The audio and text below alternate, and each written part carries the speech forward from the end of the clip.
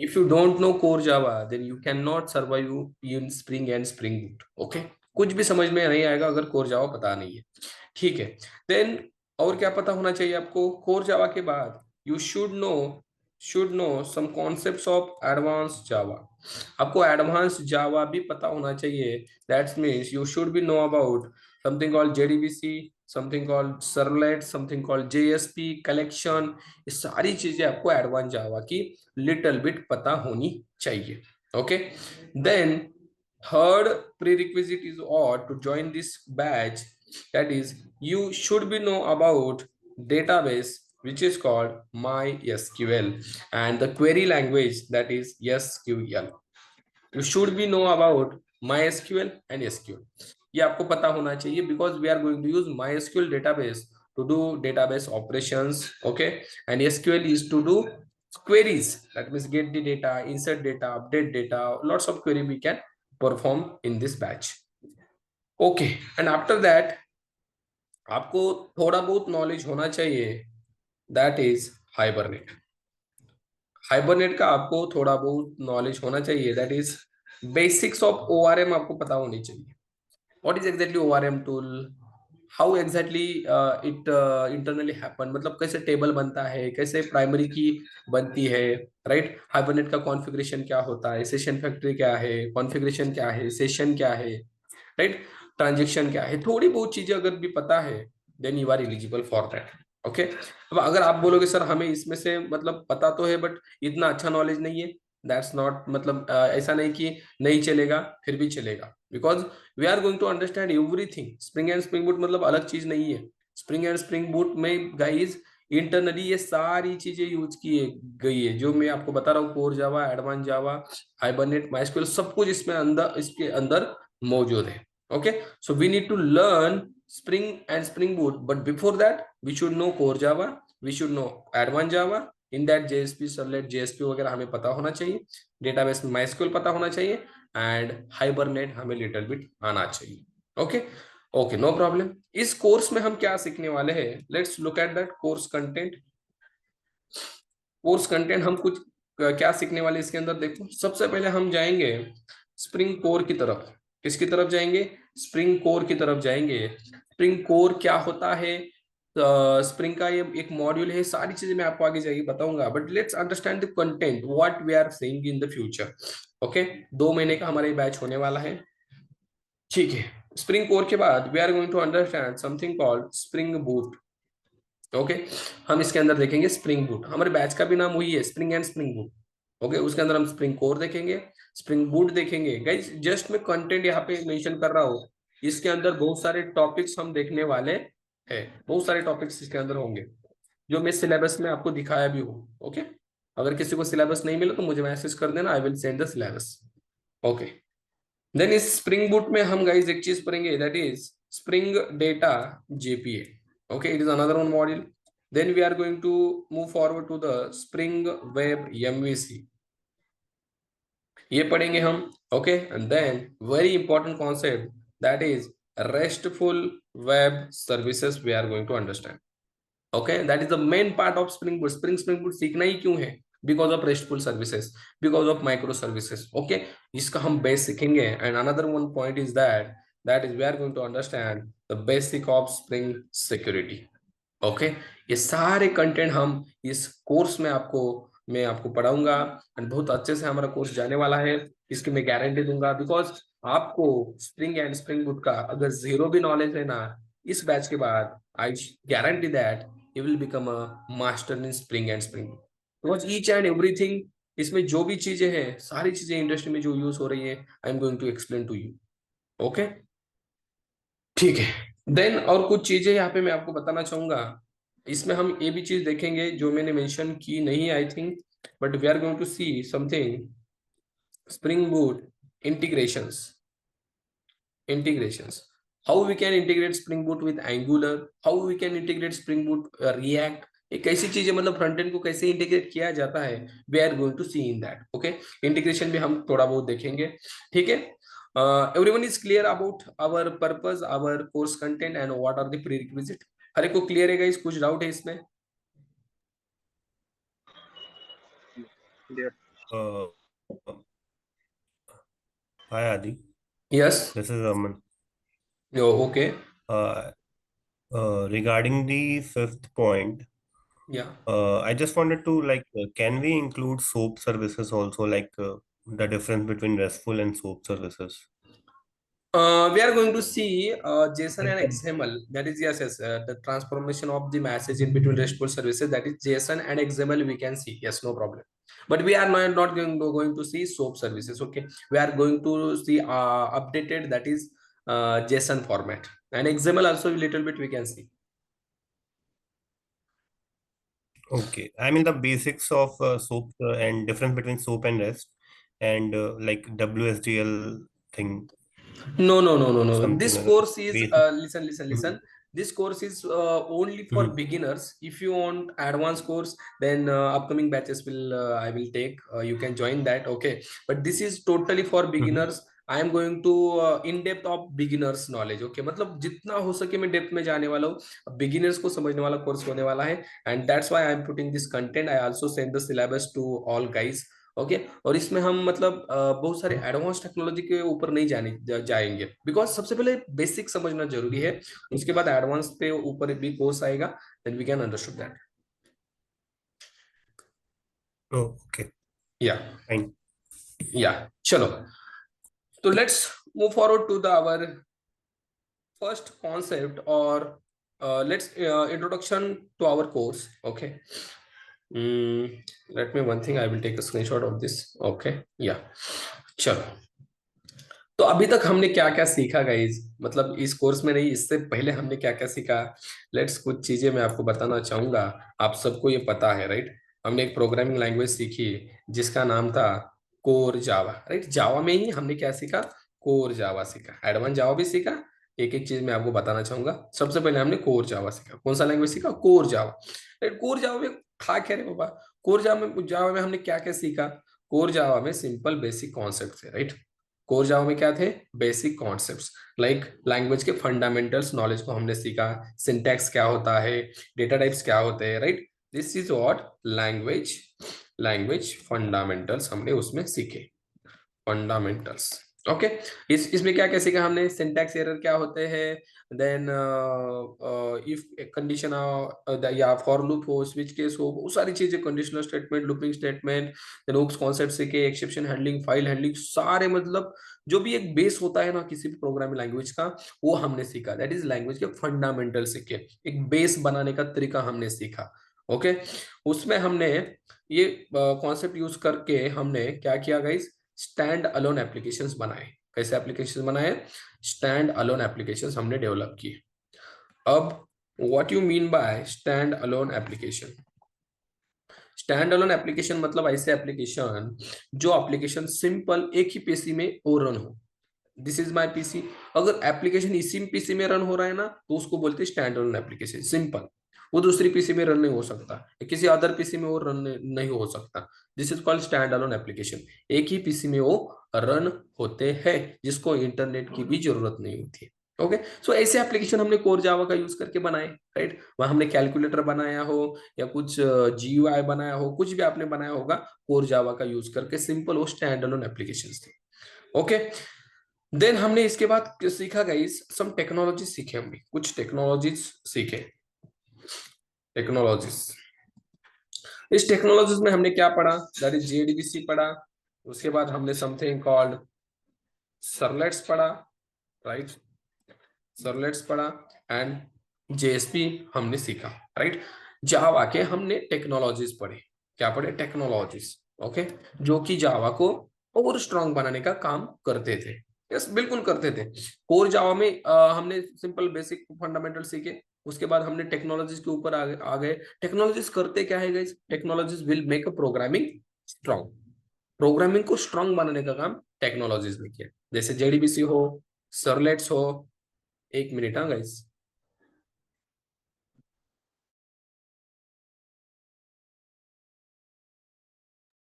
या no no problem क्या okay JSP पढ़ा सर्वलेट पढ़ा जेडीबीसी पढ़ा जेडीबीसी क्यों पढ़ा रहे हमने what is the reason to learn JDBC JDBC पढ़ा हमने जेडीबीसी पढ़ा because of to communicate with database, to communicate with database, right?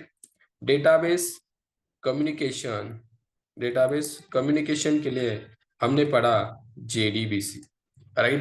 Database के साथ कम्युनिकेशन किया to store data permanently, right? Then हमने पढ़ा servlet. Why we learn servlet, उसका भी रीजन था गाइस। सरलेट हमने पढ़ा because servlets for web application development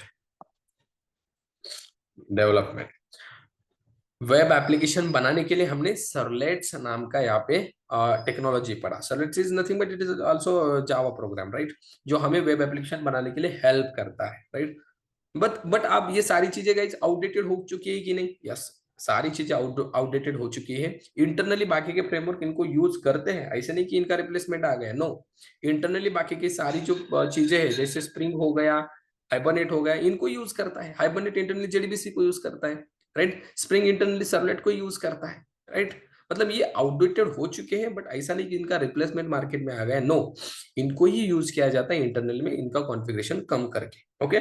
servlet use किया जाता था वेब एप्लीकेशन बनाने के लिए। वेब एप्लीकेशन मतलब कैसे एप्लीकेशन? ऐसे एप्लीकेशन जो इंटरनेट पे चले एंड बहुत सारे पीसी पे वो एक्सेसिबल हो, ओके? एंड जेएसपी हमने पढ़ा गाइस, सिंपल यूजर इंटरफेस बनाने के लिए। जेएसपी क्यों पढ़ा हमने? जेएसपी पढ़ा हमने फॉर यूजर इंटरफेस, और we can say presentation logic build करने के लिए हमने क्या पढ़ा?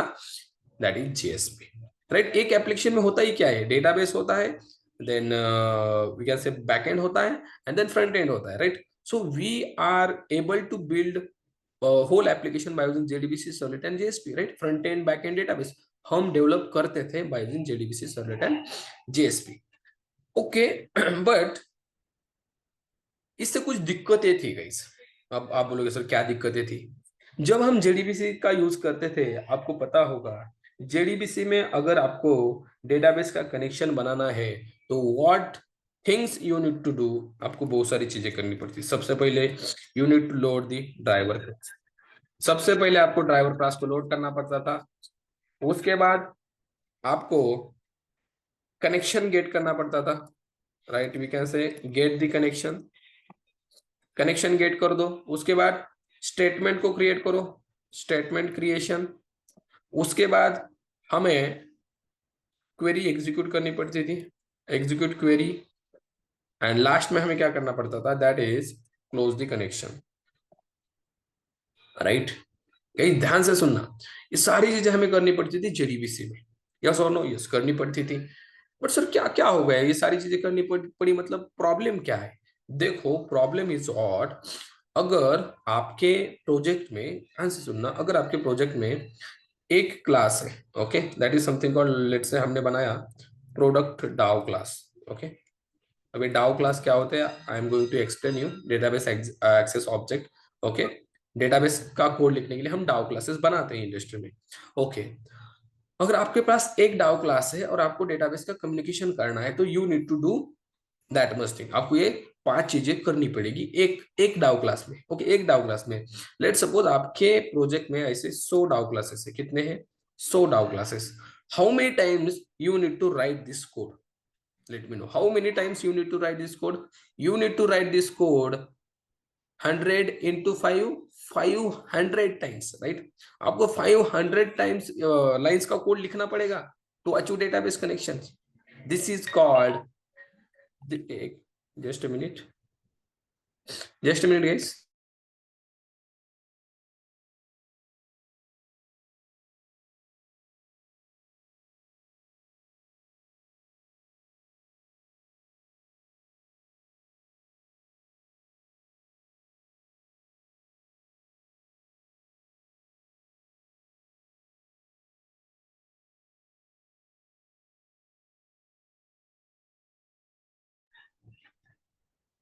ओके, ओके, ठीक है। तो इतनी बार हमें कोड लिखना पड़ता था, मतलब एक डाउ क्लास है तो कितनी बार? 5 बार। अगर ऐसे 100 डाउ क्लासेस हो, you need to write 500 lines of code to achieve database communication, right? To do database communication. इस कोड को हम बोलते हैं दोस्तों बॉयलर प्लेट कोड। इसको क्या बोला जाता है?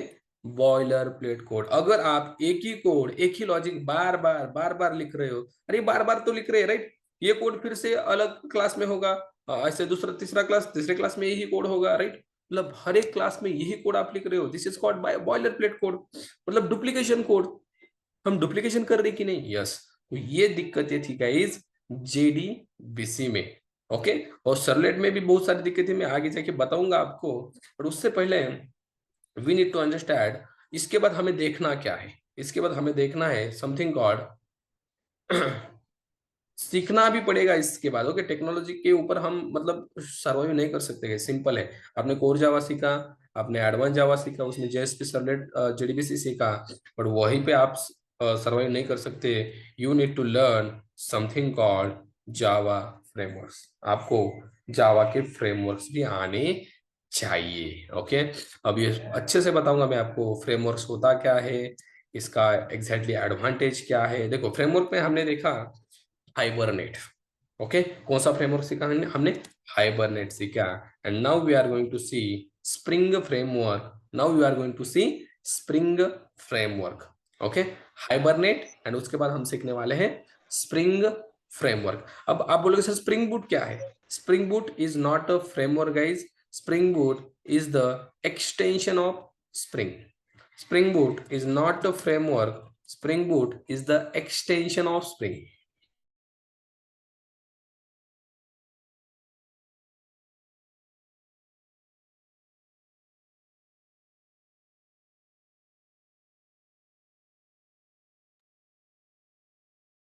Okay, okay, guys. थोड़ा सा इंटरनेट इश्यू आया था. Okay, now is fine. Okay, yeah.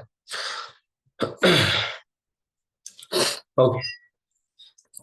What is Spring Boot? Spring Boot is the extension of Spring Framework. Spring Framework का extension Spring Boot है, एक अलग सा फ्रेमवर्क नहीं है, ठीक है।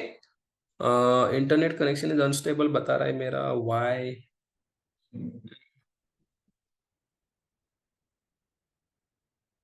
एक मिनट।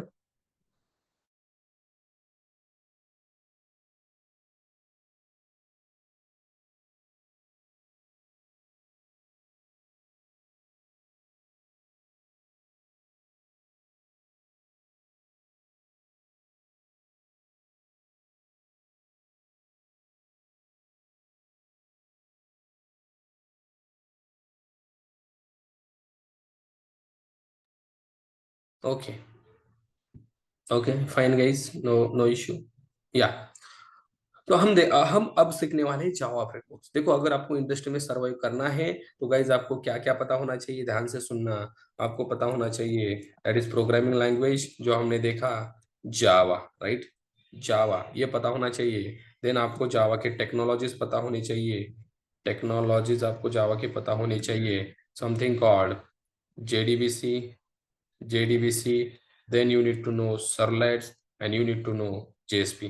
ये भी पता होना चाहिए गाइस। आप अगर बोलोगे कि नहीं सर JSP सर्वलेट तो आउटडेटेड हो चुका है, हमें अगर नहीं पता तो चलेगा क्या, no, you should know about JSP servlet JSP, okay. Because Spring and Spring Boot को अंडरस्टैंड करना है तो JSP सर्वलेट JDBC आना ही चाहिए, आना ही चाहिए, okay. And then also we should be know about Java frameworks, we should be know about Java frameworks। हमें ये फ्रेमवर्क्स पता ही होने चाहिए। समथिंग कॉल्ड हाइबरनेट, एक फ्रेमवर्क था गाइस उसका नाम था स्ट्रट्स, स्ट्रट्स नाम का फ्रेमवर्क बहुत फेमस था मार्केट में। कब कब पता है, ये फ्रेमवर्क फेमस था मार्केट में 2000 से लेकर 2010 तक।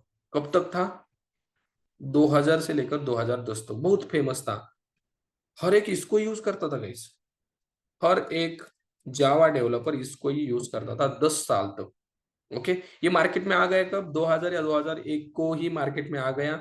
तब से मतलब इसका नाम मार्केट में बहुत अच्छा यूज किया जाता था, बिकॉज ये क्या करता था पता है, सारा कॉन्फ़िगरेशन सर्वलेट का कम करने का काम कर देता है स्ट्रट्स, ओके। आगे जाके बताऊंगा मैं आपको, don't worry. Their voice breaking. Hello, noise clear, Hello. Hello. Yes, yes. Yes, sir. Yes, sir. Clear. Okay, okay, okay. So struts नाम का फ्रेमवर्क सर्वलेट का कॉन्फ़िगरेशन कम करने का काम करता था, ओके। इसलिए जावा डेवलपर वाले स्ट्रट्स को यूज कर रहे थे, सर्वलेट को भूल गए सारे लोग भूल गए सर्वलेट्स को, लोग यूज कर रहे थे स्ट्रट्स को। बट अभी मार्केट में गाइस स्ट्रट्स आल्सो आउटडेटेड, अभी मार्केट में Struts also outdated. Why? There is a big thing is coming in the market, that is Spring. कौन आ गया? स्प्रिंग। अब स्प्रिंग गाइस अभी नहीं आया है, स्प्रिंग मार्केट में कब आया था पता है? स्प्रिंग मार्केट में आया था in the year of 2003, still is famous in the market. But आपको एक क्वेश्चन होगा, तो सर स्ट्रट्स भी तभी आया था, स्प्रिंग भी तभी आया था, तो मतलब स्ट्रट्स में ऐसा क्या होगा जो स्प्रिंग में मतलब लोग स्ट्रट्स को भूल गए, स्प्रिंग को यूज कर रहे हैं? I will let you know, मैं इसके ऊपर इस पॉइंट के ऊपर आ जाऊंगा। बट उससे पहले हमें कुछ चीजें समझनी पड़ेंगी, उससे पहले हमें कुछ चीजें समझनी पड़ेंगी। दैट इज, हम जो अब फ्रेमवर्क सीखने वाले हैं, हाइबरनेट तो हम मतलब कुछ थोड़ा बहुत देखेंगे इसके अंदर, but you should know about hibernate, मैंने ऑलरेडी प्री रिक्विजिट बता दिए। ओके, तो सर एग्जैक्टली प्रोग्रामिंग लैंग्वेज हमने सीखी, जावा टेक्नोलॉजी हमने सीखी। नाउ आप जो बोल रहे हैं Java framework, exactly my question is that what is exactly framework? What is exactly framework? Framework क्या होता है सर, बताइए। What is exactly framework?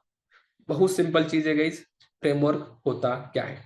Okay, उससे पहले मुझे बताओ, आपको अगर पता है या नहीं आई डोंट नो, बट जो प्रोजेक्ट्स होता है, जो प्रोजेक्ट हम इंडस्ट्री में बनाते हैं, उस प्रोजेक्ट में बहुत सारी चीजें हम करते हैं। क्या क्या करते हैं उस प्रोजेक्ट में? हम डेटाबेस कम्युनिकेशन करते हैं, उस प्रोजेक्ट में हम वेब लेयर बनाते हैं, उस प्रोजेक्ट में हम यूआई लेयर बनाते हैं, everything we will do right in that project. So project में क्या होता है? देखो, प्रोजेक्ट कंटेन्स सेवरल लॉजिक। क्या क्या होता है सर प्रोजेक्ट में? प्रोजेक्ट में क्या क्या होता है, लेट मी नो। देखो प्रोजेक्ट में क्या क्या होता है? सबसे पहले तो डेटाबेस का लॉजिक होता है, डीबी लॉजिक्स। डेटाबेस का लॉजिक मतलब क्या? डेटाबेस के साथ कैसे कम्युनिकेशन करना है, कैसे डेटा स्टोर होगा, कैसे डेटा अपडेट होगा, डिलीट होगा, सारा सारा चीज इसके अंदर होता है। देन उसके बाद बिजनेस लॉजिक होता है, किसी भी एप्लीकेशन में, किसी भी प्रोजेक्ट में बिजनेस लॉजिक होता है, और बहुत इंपॉर्टेंट होता है बिजनेस लॉजिक।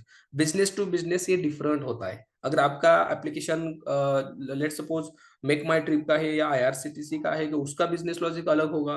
लेट सपोज आपका एप्लीकेशन फ्लिपकार्ट जैसा ई कॉमर्स एप्लीकेशन है, उसका बिजनेस लॉजिक अलग होगा। तो business logic is depends on business to business, application to application. Okay, then उसके बाद projects contain web logic also, इसके अंदर वेब लॉजिक भी होता है। अब सर वेब लॉजिक क्या होता है? Web logic is nothing but it is responsible to handle the request and process the response. Okay, मतलब जो भी रिक्वेस्ट आती है क्लाइंट से, उसको हैंडल करने का काम एंड उस रिक्वेस्ट को प्रोसेस करके उसको रिस्पॉन्स देने का काम वेब लॉजिक हमारा करता है। ओके, अब ये सारी चीजें आपको सर्वलेट में आपने पढ़ी भी होगी। Okay, that's why I am not explaining here what is exactly request response, server क्या होता है, कैसे रिक्वेस्ट आती है, ये सारी चीजें हम नहीं देखने वाले। We are going to jump on Spring and Spring Boot. Okay, हमें हमारा सिलेबस कवर करना है।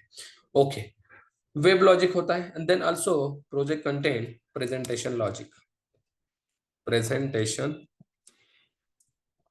लॉजिक, इसके अंदर क्या होता है? प्रेजेंटेशन लॉजिक मतलब यूआई, रे बाबा यूआई, राइट। प्रोजेक्ट के अंदर यूआई होता है, प्रोजेक्ट के अंदर वेब लॉजिक होता है, बिजनेस लॉजिक होता है, एंड डेटाबेस का लॉजिक होता है। हर एक प्रोजेक्ट में गाइज, हर एक प्रोजेक्ट में ये चारों चीज आपको मिलेगी ही मिलेगी। कौन सा भी प्रोजेक्ट देखो आप, कौन सा भी देखो आप, सिंपल फ्लिपकार्ट को उठाओ, कौन सी भी एप्लीकेशन को उठाओ रियल टाइम, उसके अंदर ये सारी चीजें होती है। Database logic, business logic, web logic and presentation का लॉजिक मौजूद होता ही होता है। ओके, ठीक है। अब देखो, हम इसको अच्छे से समझते हैं। प्रोजेक्ट के अंदर डेटाबेस का लॉजिक होता है, we know that, yes sir. Project के अंदर बिजनेस डेटाबेस का लॉजिक होता है। तो डेटाबेस का लॉजिक लिखने के लिए अभी मैंने आपको अभी बताया था, दैट इज देखो, database communication is mandatory, right? Database communication is mandatory in any project. Okay, we are agree that mandatory होता है। अब डेटाबेस कम्युनिकेशन करने के लिए हम यूज करते थे जेडीबीसी। देखो फ्रेमवर्क बता रहा हूं मैं, ठीक है? फ्रेमवर्क क्यों यूज करने का is very important. Database communication हमें करने के लिए हम जेडीबीसी के यूज करते थे। जेडीबीसी में गाइज हम क्या करते थे? देखो, सबसे पहले ड्राइवर क्लास को लोड करते थे, लोड ड्राइवर क्लास। देन उसके बाद हम क्या करते थे, कनेक्शन गेट करते थे, कनेक्शन गेट करते थे। उसके बाद हम क्या करते थे, create create statement statement create करते थे। देन उसके बाद हम क्वेरी को एग्जीक्यूट करते थे, क्वेरी को एग्जीक्यूट करते थे एंड लास्ट में कनेक्शन को क्लोज करते थे, क्लोज कनेक्शन। ओके मतलब ये सारे स्टेप्स जो है ना गाइस, ये कॉमन थे या नहीं थे मुझे बताओ। हर एक प्रोजेक्ट में हमें अगर डेटाबेस कम्युनिकेशन करना है तो we should write this 5 statement, right. 5, ये 5 लाइन का कोड हमें लिखना ही पड़ता था। Then only our database communication is successfully, right. मतलब ऑप्शन ही नहीं था ना, जेडीबीसी था उसके मतलब हाइबरनेट जब नहीं था, जब स्प्रिंग नहीं था, तब ऑप्शन ही नहीं था, ये सारा कोड लिखना ही पड़ता था। और इसको ही बोलते हैं बॉयलर प्लेट कोड। इसके अंदर चेंज सिर्फ क्या था, ये execute query, simple query change होती थी, right. It is based on your requirement. आपकी रिक्वायरमेंट है इंसर्ट की तो इंसर्ट की क्वेरी, अपडेट की रिक्वायरमेंट अपडेट की क्वेरी, डिलीट की रिक्वायरमेंट डिलीट की क्वेरी। और ये बाकी की चीजें देखो ना, ड्राइवर क्लास लोड करना, गेट कनेक्शन, हर एक क्लास में करना पड़ता था गाइस। अगर आपके आपके प्रोजेक्ट में 100 डाउ क्लासेस है तो you need to write in that 100 DAO class में आपको यही कोड लिखना पड़ता था। This is called boilerplate code. And अगर आप ये कोड लिख रहे हो ना बार बार बार बार, we can say duplicate code, duplicate code is called boilerplate code. इस कोड को बोला जाता है बॉयलर प्लेट कोड। अरे भाई आप क्या कर रहे हो, बार बार यही कोड लिख रहे हो, यस और नो। एंड जब हम वेब लॉजिक की बात करें गाइस, अगर हम वेब लॉजिक की बात करें, वेब लॉजिक इसके अंदर क्या क्या कॉमन था सर, इसके अंदर क्या क्या करना पड़ता था हमें। इसके अंदर देखो वेब लॉजिक मतलब क्या, request and response, request and response. जब हम सर्वलेट यूज करते थे गाइस, अगर आपको याद आ रहा है तो सर्वलेट में हमें सबसे पहले डेवलप करना पड़ता था फॉर्म का लॉजिक। जो फॉर्म हम डिस्प्ले करते हैं उसका लॉजिक हमें डेवलप डेवलप करना पड़ता था। उसके बाद क्या करना पड़ता था सर, उसके बाद हमें जो फॉर्म वैलिडेशंस थे वो लगाने पड़ते थे, राइट। फॉर्म वैलिडेशंस मतलब क्या, हम सिंपल वैलिडेशन लगाते हैं ना कि डेटा एंटर मतलब 3 कैरेक्टर्स का होना चाहिए, 15 कैरेक्टर्स का होना चाहिए, ये जो फॉर्म वैलिडेशंस है ये हम लगाते थे। देन उसके बाद जो फॉर्म में डेटा है उसको कैप्चर भी करना पड़ता था, कैप्चर फॉर्म डेटा। और उस कैप्चर किए गए फॉर्म को हम स्टोर करते थे जावा ऑब्जेक्ट में। आपको याद आ रहा है, रिक्वेस्ट डॉट गेट पैरामीटर हम यूज करते थे to get the data from forms, right. हर बार लिखना पड़ता था, अगर 15 फील्ड से तो 15 बार लिखो request dot get parameters, right, उस पैरामीटर का नाम, मतलब कैप्चर डेटा करना पड़ता था। And then we need to store that capture data, stored form data into Java object. ये सारी चीजें हमें हर एक एप्लीकेशन में करनी पड़ती थी। जितने फॉर्म उसके अंदर ये सारा चीज हमें करना पड़ता था। Are you getting my point. मतलब ये सारी चीजें हमें करनी पड़ती थी जब फ्रेमवर्क्स नाम की चीज ही मार्केट में नहीं थी, तब लोग डेवलपर्स ये चीजें करते थे। Are you getting my point. अगर आपके पास 100 प्रोजेक्ट्स, मैंने बताया 100 क्लासेस है, 100 डाउ क्लासेस है, तो यू नीड टू राइट ये 5 लाइन का कोड आपको 100 डाउ क्लासेस में लिखना पड़ता था, दैट इज 500 लाइन का कोड हो गया। अगर आपके पास 100 कंट्रोलर्स है, 100 कंट्रोलर्स है आपके प्रोजेक्ट में, you need to write you need to write web logic in also 100 controller. इस 100 कंट्रोलर में आपको यही लॉजिक बार बार लिखना पड़ेगा। Are you getting my point? This is called boilerplate code. So now question is, sir, framework क्या करता है? आप इतना बता रहे हो चिल्ला चिल्ला के कि भाई इतना हमें करना पड़ता था, तो फ्रेमवर्क करता क्या है वो तो बताओ। तो देखो फ्रेमवर्क क्या करता है, framework will provide will provide will provide some common logics required required for project development, required for project project development. Framework आपको प्रोवाइड कर देता है कुछ कॉमन लॉजिक। कॉमन मतलब क्या, देखो ड्राइवर क्लास लोड कर देना कॉमन चीज है, ये तो हर एक में करना पड़ेगा। कनेक्शन गेट करना कॉमन चीज है, स्टेटमेंट क्रिएट करना कॉमन चीज है, देन क्लोज कनेक्शन करना कॉमन चीज है, और इसके अंदर भी फॉर्म डेवलप करना कॉमन चीज है, वैलिडेशन लगाना कॉमन चीज है, उसका डेटा कैप्चर करना ना ऑब्जेक्ट में स्टोर कर देना जावा के, वो भी कॉमन चीज है।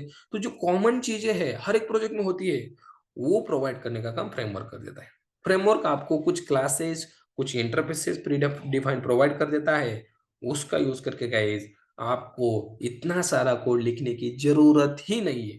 अगर मैं आपको बताऊं, यही कोड अगर आप बाय यूजिंग स्प्रिंग जेडीबीसी करे, बाय यूजिंग स्प्रिंग जेडीबीसी करो, या सबसे पहले हाइबरनेट से आप अगर करो, तो हाइबरनेट में आपको ये सारी चीजें लिखने की कुछ भी जरूरत नहीं है. You don't need to write these 5 lines, right? Even you don't write any query also in Hibernate, right? Then अगर आप बात करें Spring JDBC की, तो Spring JDBC में तो guys you need to write only 1 line of code. JDBC को यहाँ पे पावरफुल बनाने का काम Spring JDBC ने किया है. Spring JDBC में आपको सिंपल एक ही लाइन का कोड लिखना है. कितने लाइन का? एक लाइन का कोड लिखना है. और अगर आगे जाके मैं आपको बताऊं, we have something called spring data JPA, जिसके अंदर आपको 0 लाइन का कोड लिखना है. 0 लाइन का code. You don't try to do anything. कुछ भी नहीं करना है. ड्राइवर क्लास लोड बाकी सब कुछ छोड़ो, कुछ भी नहीं करना है. 0 लाइन का code. Are you getting my point? मतलब इतना पावरफुल बनाने का काम फ्रेमवर्क का किया है. We have spring framework and उसके अंदर स्प्रिंग जेडीबीसी मिलेगा आपको, स्प्रिंग डेटा जेपीए मिलेगा. And also we have a Hibernate framework ही है ना. Spring also framework, Hibernate also framework. वो प्रोवाइड क्या कर देते हैं? कॉमन लॉजिक, जो इतना सारा हमें मतलब करना पड़ता था ना, अब नहीं करना पड़ेगा गाइस, अगर आपको फ्रेमवर्क्स आ गए तो. Okay, we you don't need to write anything. यहाँ पे तो एक ही लाइन का कोड है, यहाँ पे तो कुछ भी नहीं. 0 लाइन का कोड. क्लास सिंपल एक्सटेंड करो, दैट्स इट. एक ही चीज करनी, एक्सटेंड्स. Got it. ओके, सब कुछ ऑटोमेटिक हो जाएगा. Okay, so framework is what? Framework is the semi-developed software. We can say framework is semi-developed software which provides some common logic. Okay, which provides some common logic. Semi-developed मतलब ये भी एक software ही होते हैं. इसको कम करने का काम फ्रेमवर्क कर देते हैं. इसको कम करने का काम, बॉयलर प्लेट कोड को कम करने का काम फ्रेमवर्क कर देते हैं. ठीक है. सो गाइज, हमारे मीटिंग का टाइम यहाँ पे क्लोज होने वाला है. ठीक है. So we are going to stop here. Okay, आज हम यहीं पे स्टॉप करने वाले हैं. अगर आपके कुछ डाउट्स है, कुछ भी चीजें आपकी है, मुझे पर्सनल मैसेज करो, आपके डाउट में सॉल्व करूंगा. एंड हर एक संडे को हमारा डाउट सेशन होता है, उसमें आप कुछ भी डाउट है आपका वहां पे पूछ सकते हो. ठीक है. चलो, हम यहीं पे रुकने वाले हैं. कुछ भी डाउट हो आपका, मुझे व्हाट्सएप मैसेज में कर देना. इसके आगे का हम कल से रिज्यूम करेंगे. चलो मिलते हैं कल के वीडियो में. कुछ भी डाउट व्हाट्सएप मैसेज करो. चलो मिलते हैं. Thank you guys.